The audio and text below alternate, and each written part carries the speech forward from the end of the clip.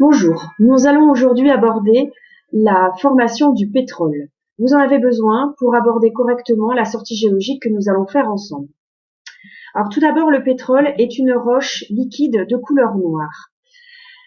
Cela indique qu'elle a pour origine la fossilisation d'êtres vivants.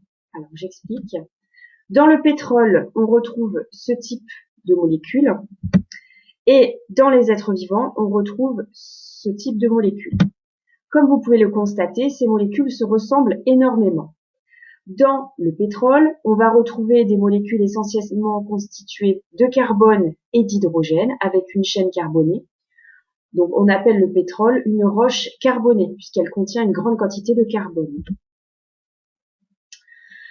Dans les êtres vivants, on retrouve également une chaîne carbonée et les atomes de carbone et d'hydrogène en grande quantité, mais aussi des atomes d'oxygène en grande quantité.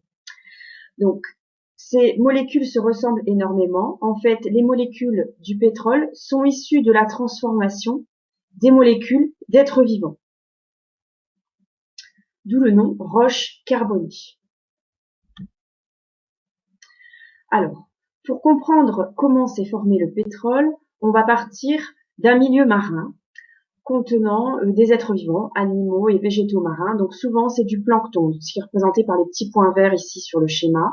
Donc zoo et phytoplancton, zooplancton pour animaux et phytoplancton pour le plancton végétal. Ces animaux et végétaux vont mourir et s'accumuler au fond de l'océan. On va retrouver cette couche d'animaux et de végétaux morts appartenant essentiellement au plancton au fond ici.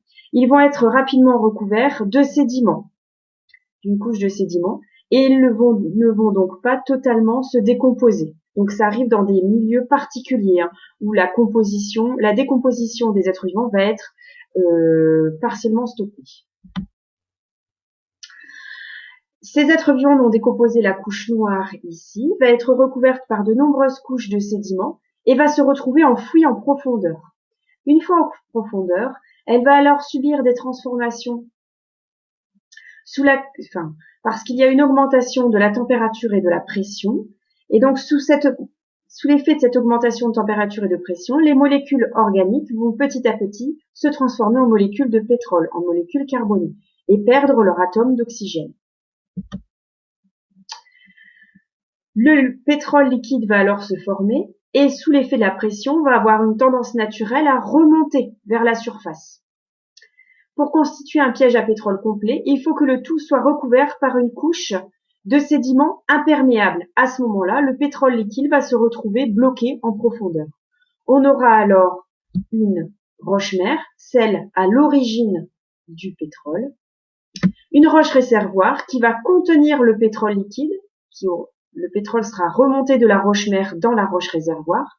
Alors cette roche réservoir a comme caractéristique d'être poreuse, c'est-à-dire qu'elle contient de nombreux pores, de nombreux trous qui vont permettre de stocker le pétrole liquide à l'intérieur. Et le tout est recouvert d'une couche imperméable, ici, et cette couche imperméable va empêcher le pétrole de remonter jusqu'à la surface. Donc lorsqu'il y a des forages de pétrole, on va réaliser un trou dans cette couche imperméable et le pétrole va alors pouvoir ressortir à la surface. Pour résumer, donc un piège à pétrole contient une roche-mère, roche à l'origine de la formation du pétrole, une roche réservoir contenant le pétrole liquide, et le tout est recouvert par une roche de couverture totalement imperméable. Donc, pour résumer, le pétrole est formé à partir d'un kérogène initial issu de matière organique accumulée au fond. Sous l'effet de l'enfouissement en profondeur, il va alors se transformer par augmentation de température et de pression en huile, le pétrole, et en gaz. Donc souvent, dans un gisement, il y a à la fois du pétrole et du gaz. Si le kérogène initial est enfoui en très grande profondeur, il ne va plus se transformer qu'en gaz.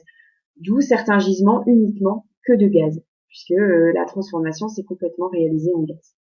Vous avez besoin de ces données pour aborder la sortie géologique et de ces connaissances pour bien comprendre la sortie mercredi prochain. Merci.